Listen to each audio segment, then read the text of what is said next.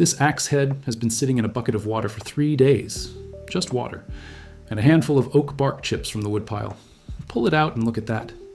The rust that was there, the orange, flaky, surface-eating kind, is gone. In its place is a dark blue-black coating bonded to the metal at the molecular level. That coating is not paint. It's not a sealant. It used to be the rust itself. $3 of powder, 45 minutes, and the rust didn't just stop. It became the protection. I'm not going to tell you this is a new discovery. It isn't. Roman legionnaires were doing a version of this 2,000 years ago. Japanese swordsmiths figured it out independently. West African ironworkers figured it out independently. Blacksmiths across medieval Europe figured it out independently. Every civilization that worked iron and had forests arrived at the same conclusion on their own. That kind of convergence doesn't happen by accident.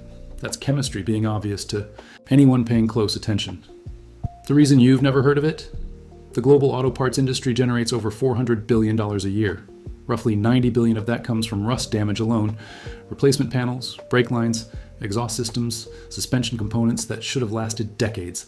A $3 solution that converts rust and seals the surface underneath it is not something that industry has any incentive to put on a billboard. So let me just show you how it works. You already know this reaction.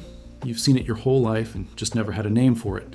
That dark staining on your cast iron pan when you cook with acidic food. That blue-black color on antique ironwork that's somehow survived centuries without crumbling. The ink in a medieval manuscript. Iron gall ink, made by reacting iron salts with oak galls, that has lasted 800 years on parchment. All of it is the same chemistry. Tannin meets iron. They react, something stable forms. The compound is called tannin, or in purified form, tannic acid. It's found in oak bark, chestnuts, tea leaves, grape skins, pomegranate rind. It's the astringent sensation when you drink strong black tea or dry red wine. That slight drying feeling on your tongue, that's tannin binding to proteins. And when tannin meets iron oxide, which is what rust is, the tannin molecules bind to the iron ions and convert them into a new compound called ferric tannate. Blue-black, insoluble in water, bonded directly to the steel surface at the molecular level. It doesn't sit on top of the rust and peel away later. It transforms the rust itself into the protective layer. The disease becomes the cure. That's not a poetic description. That's the chemistry.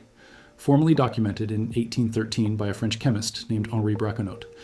And the Canadian Conservation Institute still publishes it today as a standard procedure for treating corroded iron artifacts. What museums use to protect objects they intend to last centuries is the same compound you're about to mix in a plastic container for $3. Here's the parts list. Food-grade tannic acid powder. Search that exact phrase on Amazon, and it's in the first 3 results. Bulk Supplements is one reliable brand. A 100-gram bag runs $3 to $5 and treats roughly 40 square feet of rusted metal.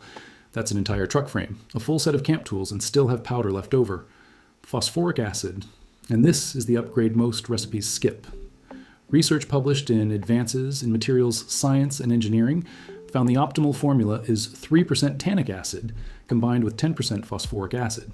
The phosphoric acid helps the tannin penetrate deeper into the rust layer and converts remaining rust into ferric phosphate, which is equally stable. It's sold as navel jelly at any hardware store for $2 or $3. Distilled water, not tap.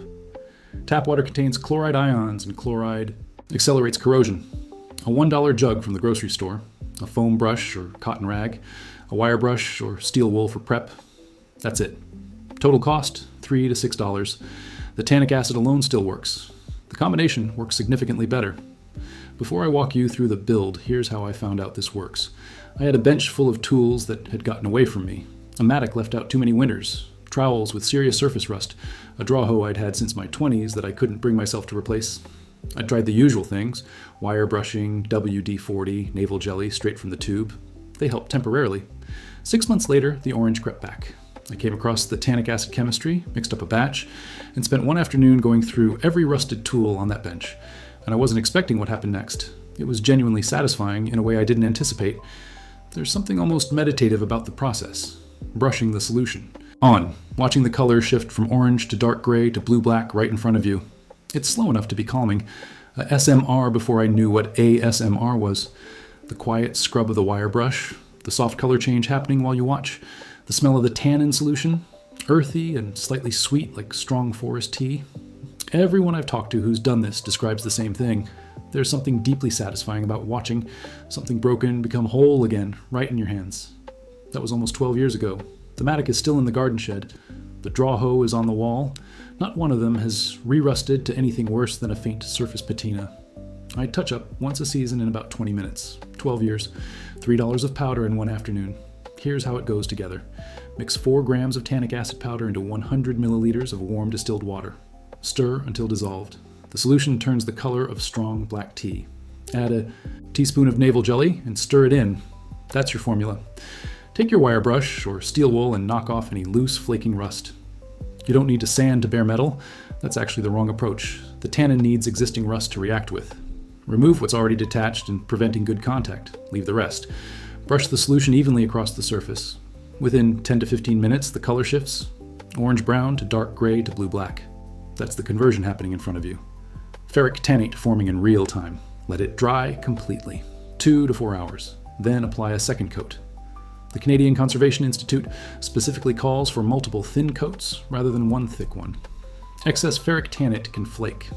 Thin coats, fully dried between applications, build a denser and more adherent layer. After the second coat cures, finish with whatever suits the application. For camp tools, axes, knives, hatchets, boiled linseed oil, or melted beeswax. For vehicle frames and undercarriages, rubberized undercoating spray. For cast iron cookware, reseason in a 350-degree oven is normal. Here's the one thing people get wrong. They expect it to look like paint. It doesn't.